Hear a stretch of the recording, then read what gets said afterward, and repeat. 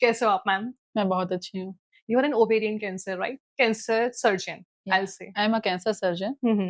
and deal with the breast cancer, ovarian endometrial, cancer. cervical, ovarian, gynecological cancers, and hmm. also deal with the head and neck cancers and thoracic cancers.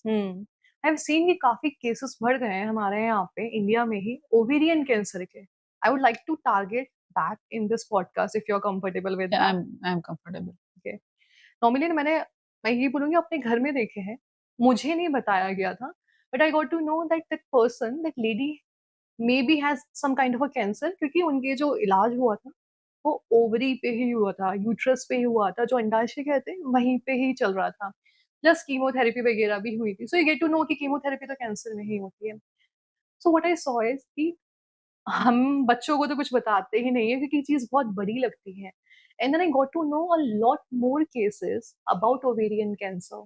So what is ovarian cancer? ये होता कहाँ है, कैसे होता है ये? Ovarian cancer कई types के होते हैं, epithelial ovarian cancer and germ cell tumours. Germ cell tumours थोड़ा लो ग्रेड होते हैं majority of the times, hmm. और एपिथेलियल ओवेरियन कैंसर्स ये लो ग्रेड और हाई ग्रेड दोनों ही लो ग्रेड टाइप के किससे होते हैं। कहते हो, हाई ग्रेड लो किससे कहते ग्रेड जो होते हैं जो उतना जल्दी नहीं स्प्रेड होते हैं, हो? अच्छा। है ना? और हाई ग्रेड उनमें कहते हैं जिसमें रिस्क ज़्यादा होता है, but at the same time high grade जो ट्यूमर्स होते हैं वो कीमोथेरेपी को रिस्पॉन्स भी करते हैं। लो ग्रेड जो ट्यूमर्स होते हैं बहुत स्लो ग्रोइंग होते हैं, बट उनमें कीमोथेरेपी की जब ज़रूरत पड़ी तो रिस्पॉन्सिव उतने नहीं होते हैं। ओके। तो इस तरह के कैंसर्स को हम दो कई तरीके से देखते हैं। ये इतना स्ट्रेट फॉरवर्ड आंसर नहीं होता है कि लो ग्रेड है तो इसमें ऐसा ही होगा, है ना? Specially when we deal with the cancer. Hmm. तो इसी तरह जब हम बात करते हैं कि ओवरी में जो होते हैं कैंसर्स, क्या होता है ओवरी की जो सेल्स होती हैं ना, hmm. When they keep on multiplying hmm. without any check or without any control by the body's own mechanism, okay. then it converts into the cancer in any organ of the body, किसी भी organ में body के। Same hmm. and the same thing happens with the ovary also. Ovary की जो ऊपर की layer है उसको हम एपिथेलियम बोलते हैं। जब वो कंटिन्यूअसली अनकंट्रोल्ड तरीके से मल्टीप्लाई करती है तो उसमें जो कैंसर होता है उसको हम एपिथेलियल ओवेरियन कैंसर बोलते हैं। ओके। ये ज्यादा कॉमन है among all the ovarian cancers. और ये कॉमन क्यों है यही वाला? कॉमन इसलिए इसका अपने आप में इंसिडेंस ज्यादा है। इंसिडेंस ज्यादा है मींस जब भी किसी ओवरी में कैंसर होगा तो पहला जो आपको उसमें इंडेक्स ऑफ सस्पिशन रखना है वो एपिथेलियल ओवेरियन कैंसर का रखना है, until unless it proved otherwise. ऐसे है। अच्छा, और ऐसा क्यों रहता है ये चीज? अपने आप में उसकी वो प्रॉपर्टी है कि उसमें जब भी होगा पहले एपिथेलियल ओवेरियन कैंसर होगा, बाद में जर्म सेल ट्यूमर आता है सेकंड और थर्ड उसमें हम्म। इंसिडेंस लेवल पे। हम्म। अगेन देयर आर स्टेजेस ना इसके भी। सारी ओवेरियन कैंसर्स की स्टेजेस होती हैं। इवन कैंसर के स्टेजेस हाँ, होते हैं, तो हाँ। ओवेरियन कैंसर के क्या स्टेजेस रहते हैं? Even I think you mention stage 0 भी होता है। जीरो हम उसको बोलते हैं जो क्लिनिकली प्रेजेंट नहीं करता, अनडिटेक्टेबल होता है, इसलिए हम उसे कॉमन लैंग्वेज में बोल देते हैं स्टेज जीरो। मीन्स जब वो अंदर ही अंदर हो रहा है, स्प्रेड अभी नहीं होना शुरू हुआ है। ओके। मीन्स अभी वो स्टेज वन भी नहीं बना, उसके पहले एक इंसिटू स्टेज होती है। And how you get to in situ know stage 0 को पता कैसे लगाते हैं जब आप बोले कि किसी पेशेंट को आप अनडिटेक्टेबल है? किसी कंप्लेन से आया, आपने उसको उसका सम टेस्ट यू प्रेस्क्राइब और आपने उसमें देखा भी तो बहुत स्टार्टिंग है ना? आपने हम्म। उसका कुछ टेस्ट कराया, उसमें आपको लगा नहीं अभी तो ये शुरू ही हुआ है बनना। हम्म। देन यू कॉल्ड कि नहीं आपका इंसिडेंटली डिटेक्ट हुआ है, hmm. So it is right time to intervene. Okay. Okay. And then stage 1 2 3 4 में क्या रहता है? Stage 1, 2, 3, 4 majority of the times ये हमारे एज़ अ क्लिनिशियंस के लिए और ऑन्कोलॉजिस्ट जो इस फील्ड में डील करते हैं, उनके लिए ज़्यादा रिलेवेंट है, रादर देन कि ये कॉमन पब्लिक के लिए, पेशेंट के लिए रिलेवेंट हो। पेशेंट को हाँ, ये लगता है स्टेज 3 है तो बड़ी चीज़ हो गई है, स्टेज 4 है तो अब इसका कुछ नहीं कर सकते। ऐसा नहीं होता है ओवेरियन कैंसर्स में। They all patients behave differently to the same type of treatment in ovarian cancer. इसीलिए आप ये नहीं कह सकते कि अच्छा इसको स्टेज 3 में ऐसा रिजल्ट आया था, तो नेक्स्ट पेशेंट जो होगा उसको भी ऐसा ही रिजल्ट आएगा। ओके। ओके। ये है। So stages are more for you to know कि किस तरह का यस, ट्रीटमेंट प्रोवाइड किस करना तरीके है। का ट्रीटमेंट उसको देना है, सीक्वेंस ऑफ ट्रीटमेंट क्या होना चाहिए, उसका रिस्पॉन्स कैसे असेस करना है। पेशेंट को ठीक है, पेशेंट तो आपसे आते ही पूछेगा इसका स्टेज क्या है ना? हम्म। क्योंकि उसको इतना पता है, उसने मूवीज में सुना है, कि सीरियल्स में देखा है, कहीं पढ़ा है कि 4 स्टेजेस होती हैं। हम्म। लेकिन स्टेज 4 ओवरी कैंसर भी बहुत अच्छा रिस्पॉन्ड करता है। अच्छा। हमारे जब हम बोलते हैं स्टेज 4 है, बहुत अच्छा रिस्पॉन्ड करता है, तो हम कंपैरेटिवली बोलते हैं, in comparison to the stage 4 of other types of cancers, like brain cancer stage 4। है ना? Stomach cancer stage 4, lung cancer stage 4, ये आपको बहुत टाइम नहीं देते हैं, लेकिन स्टेज 4 ओवेरियन कैंसर फिर भी आपको सब्सटेंशियली रीजनेबल गुड टाइम देता है। अब जब हम गुड टाइम बोल रहे हैं, good time at the age of 30 years may be different in comparison to good times at the age of 65 years.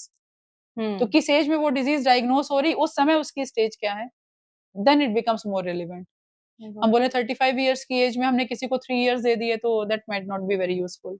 65 years की एज में हमने किसी को 4 और 5 इयर्स दे दिए तो ठीक है, उसने 70 इयर्स तक सब्सटेंशियली गुड लाइफ जी लिया, उसकी जो रिस्पॉन्सिबिलिटीज हैं they are able to fulfil, है ना? बच्चे हैं, जनरेशंस हैं, तो ये सारा चीजें बहुत ही ना रिलेटिव टर्म्स हैं ऑन्को फील्ड में।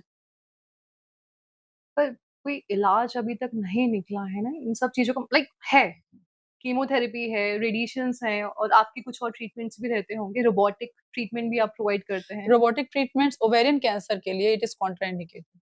ओवेरियन कैंसर में मिनिमली इन्वेजिव, जैसे हम लेप्रोस्कोपिक बोलते हैं, ओवेरियन रोबोटिक बोलते हैं, ये सारे प्रोसीजर्स कॉन्ट्राइंडिकेटेड हैं। वो क्या होता है, उसका क्या मतलब? कॉन्ट्राइंडिकेटेड मीन्स नहीं करने चाहिए। अच्छा। ऐसा प्रोसीजर जिसको करने से पेशेंट को बेनिफिट से ज्यादा नुकसान हो किसी भी तरीके से, या वो माइक्रो एम्बोलाइजेशन ऑफ ट्यूमर हो, जिससे ट्यूमर माइक्रोस्कोपिकली सेल्स में और बढ़ जाए, एयर इन्फ्लेशन की वजह से, गैस इन्फ्लेशन की वजह से, उन सारों को हम बोलते हैं कॉन्ट्राइंडिकेटेड, मींस उसका पेशेंट को बेनिफिट बहुत नहीं मिलने वाला। इसीलिए आप कभी भी ओवेरियन कैंसर का मैनेजमेंट पढ़ेंगे तो उसमें लिखते हैं डायग्नोस्टिक लैब। एक्चुअल में वो टर्म यूज होना चाहिए स्टेजिंग लेप्रोस्कोपी।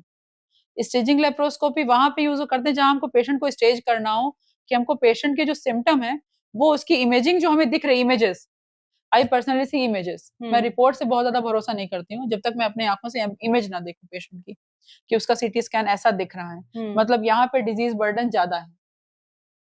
बिकॉज अगर रिपोर्टिंग में कोई भी मिस टाइपिंग हुई, कोई भी टाइपो एरर हुआ या गलत reporting due to some of the reason, any of the reasons, तो my management will be totally dependent on the reporting. If I know how to see the image, how to interpret the image, the chances that I will perform and I will stage the patient more accurately. Accordingly, treatment change हो जाएगा।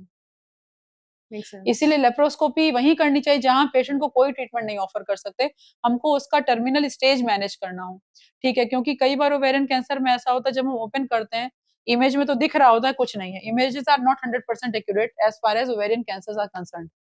जो भी हमको image में दिखेगा उससे 10 to 15% changes मिलेंगे अंदर, अच्छा, हायर साइड पे। तो क्या मशीन सभी की प्रॉपर नहीं है कि नहीं, ये निकाल ovarian tumour is very notorious, ovarian tumour और पैंक्रियाज और स्टोमक, अच्छा, ये सारे कैंसर्स ऐसे होते हैं कि आपको इमेज में जो दिखेगा उससे 10% आपको एस्केलेशन मिलेगा, that might be in any form, कि मल्टीपल टाइप्स ऑफ डिपॉजिट्स हो सकते हैं, कहीं एक ऐसा नोड्यूल हो सकता है जो आपको कहीं पूरा क्लीन होगा एब्डोमेन, कहीं एक ऐसा नोड्यूल होगा जो आपके इंटायर डिसीजन को चेंज कर देगा, सर्जिकल प्लानिंग को, कि नहीं पेशेंट को इस सर्जरी का बेनिफिट नहीं मिलने वाला है, इसलिए let us stop, abandon the procedure, close the wound and refer the patient for further chemotherapy team, और जैसा उसका उस समय पेशेंट की जनरल कंडीशन परमिट करे।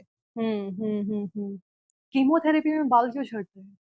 That is a side effect and that is a temporary thing, है ना? Once the chemotherapy is stop, patient starts developing and growing hairs. मतलब ऐसा क्या रहता है कि उसमें बाल जो झड़ने मेडिसिन शुरू हो होती जाते हैं हैं? उसको फॉलिकल के रूट्स को डैमेज करती हैं, अच्छा, इसलिए तो व्हेन सिर्फ दोज बालों पे ही मेडिकेशन, असर होता है, पूरी बॉडी पे कहीं और नहीं? पूरी बॉडी पे अगर असर नहीं होगा टिश्यूज पे, तो how will they kill tumour cells? नहीं, डेफिनिटली उस वाले एरिया पे हो है रहा है ना? जहाँ पे डिसीज है। उसका केराटिन जहां जहां होगा वहां वहां उसका इफेक्ट होगा, जो हमको साइड इफेक्ट की तरह मिलेगा, जैसे स्किन में बिकम स्लफ, है ना? कई बार ऐसा आपको लगेगा वहां ब्लड बन गया और स्किन निकल रही, जिसको पेशेंट बोलता है खाल निकल जैसे ऐसे लग रही, हाथों में, पैरों में, स्किन पे थोड़ी ब्लैकनिंग हो सकती है, पिगमेंटेशन हो सकता है, न्यूरोपैथी हो सकता है, बट दीज और effects are actually, that's why they are called side effects, because ये उसका बाई, जैसे आप कहते हैं ना, बाई प्रोडक्ट है, मीन्स आप अनवांटेड है वो, but it will happen, but it is temporary, that is good. तो पेशेंट्स को हमेशा ट्रीटमेंट के लिए मोटिवेट ही करना चाहिए। हम क्या करते हैं, साइड इफेक्ट पेशेंट गूगल में पढ़ के आता है कि हाँ ये साइड इफेक्ट है, वो उससे डर जाता है। पहले उसको ये समझ में आना चाहिए जो ट्रीटमेंट है इसका उसका ऊपर इफेक्ट क्या होगा, है ना? तो पहला प्रायोरिटी क्या है, ट्यूमर कंट्रोल करना, है ना? प्रायोरिटी पे पहले फोकस करेंगे ना, उसका अगर वो हो रहा है, रोड पे आप रोज निकलते हैं, आपको लगता है कि एक्सीडेंट होगा, सबका नहीं होता है ना, फिर भी हेलमेट आप पहन के निकलेंगे, सीट बेल्ट पहन के निकलेंगे, या आप निकलना छोड़ देंगे, है ना? कोविड है तो आप मास्क लगा लेंगे, कुछ गाइडलाइंस गवर्नमेंट ने इशू कर दी कि ये फॉलो करना है to minimise the risk of transmission. Yes. तो same thing happens with the disease management also. Hmm.